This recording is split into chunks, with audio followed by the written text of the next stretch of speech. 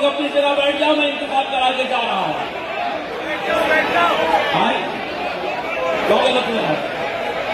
आदाब दोस्तों, मुंबई में जमात उलमा की इंतखाबी मीटिंग का खुशनुमा मंजर। ये नाइबीन रसूल हैं, मसनद दर्स पर अखलाकियात का दर्स देते हैं और यहाँ पे एक दूसरे पर इल्ज़ाम तराशियाँ और तहमतें लगा रहे हैं। यह तलबा को सिवाय बर्बाद करने के क्या अखलाकियात सिखाते हों, जबकि खुद उससे आरी हैं। ऐसी ही हरकतों के बारे में शायद शायर मशरिक़ अल्लामा इकबाल ने कहा था, ये मुसलमान हैं जिन्हें देख के शर्माएं यहूद, और ये सारा कुछ उहदों के हुसूल के लिए है।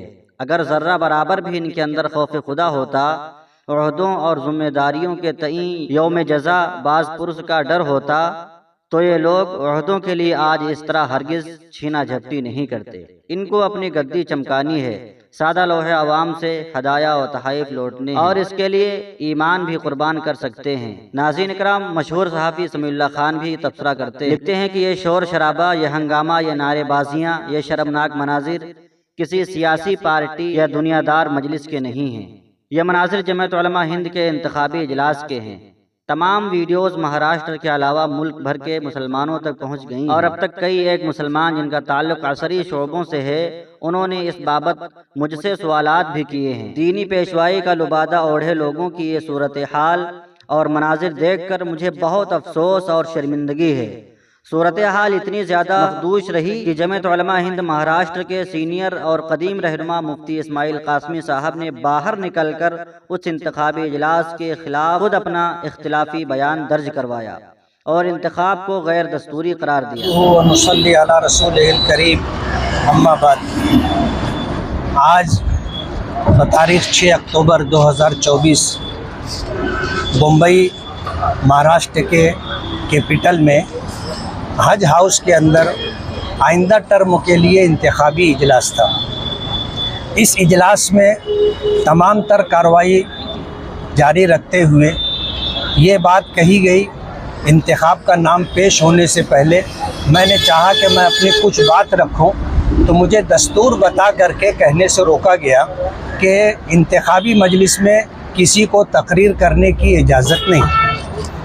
और उसके बाद ये बात कही गई, जब नाम पेश हुआ 3 नाम आए, तो मेरे नाम के मुतालिक ये बात कही गई कि सदर मोहतरम की पसंद ये है कि कोई सियासी शख्स हमारी जमात का सदर ना बने।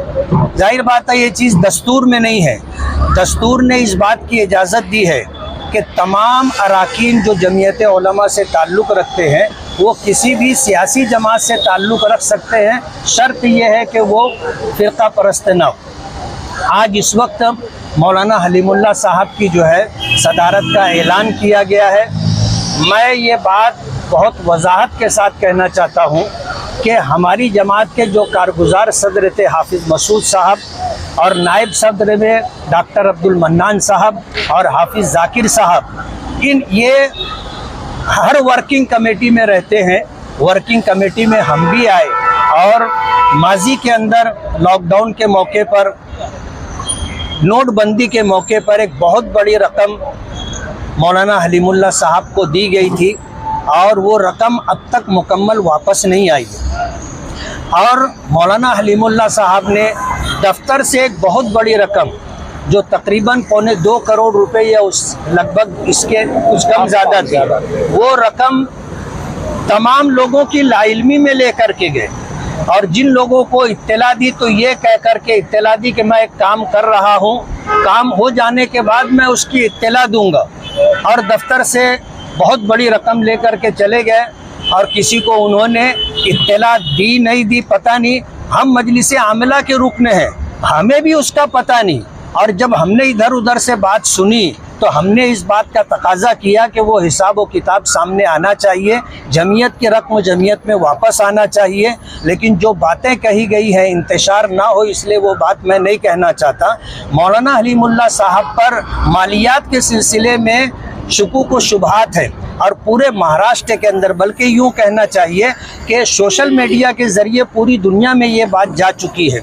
आज उस आदमी को अगर सदर बनाया गया है तो ये गैर दस्तूरी है। हमारे दस्तूर में ये बात है कि मालियात के सिलसिले में जो आदमी मुश्तबा हो, मशकूक हो, गुनहगार हो, उसको जमीयत का कोई ओहदा नहीं दिया जाएगा। آج مولانا حلیم اللہ صاحب کو جو عہدہ دیا گیا ہے، میں یہ مانتا ہوں کہ مالیات کے سلسلے میں جو باتیں ہیں اس کا تصفیہ کیے بغیر اور حساب و کتاب مکمل دیے بغیر ان کا انتخاب غیر دستوری ہے۔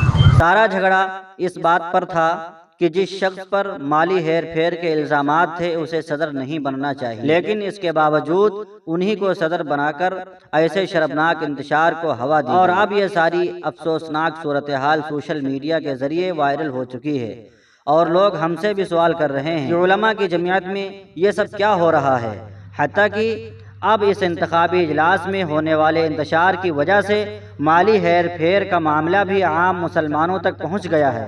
خطرہ یہ ہے کہ ایسے خبروں پر اب ایجنسیاں بھی متوجہ ہو سکتی ہیں۔ ان تمام صورتحال کو سامنے رکھ کر آپ اپنے دل پر ہاتھ رکھ کر جواب دیجئے کہ ملی تنظیموں کے خلاف عام مسلمانوں میں بڑھتی ہوئی عدم اعتمادی کی فضا کا ذمہ دار کون ہے، اور اس درجے انتشار و افتراق اور ہیر پھیر کے ملزمین کیا کسی بھی ملی عہدے پر رہنے کے مستحق ہیں؟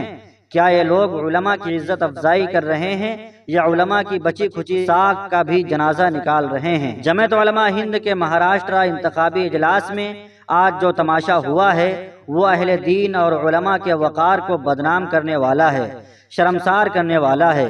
یہ جو کچھ ہوا ہے اس کے نقصان کی بھرپائی کبھی نہیں ہو سکتی۔ عامت المسلمین اور دیگر طبقات کے لوگوں میں علماء کے تئیں بے اعتمادی میں اضافہ ہوگا، اور اس کی ذمہ داری حضرت مولانا ارشد مدنی صاحب کی جمعیت کے انتخابی اجلاس کے ذمہ داروں اور منتخب ہونے والوں پر ہے۔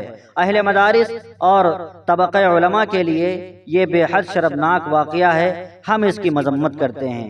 ناظرین اکرام، آپ بھی اپنی رائے کا کمنٹ باکس میں ضرور اظہار کریں، اور چینل پہ اگر پہلی بار آئے ہیں تو سبسکرائب بھی کرتے جائیں۔ خدا حافظ۔ آپ لوگ اپنی جگہ بیٹھ جاؤ، میں انتخاب کرا کے جا رہا ہوں۔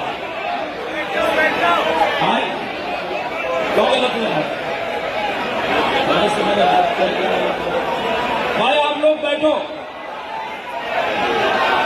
یہ کوئی سیاسی میٹنگ نہیں ہے، آپ لوگ بیٹھ جاؤ، آپ لوگ بیٹھو، ہم کارروائی چلاتے ہیں۔ بیٹھو آپ لوگ، ہاں اطلاع کریں۔ آپ لوگ بیٹھ جاؤ، ابھی خاموش ہو جائیں۔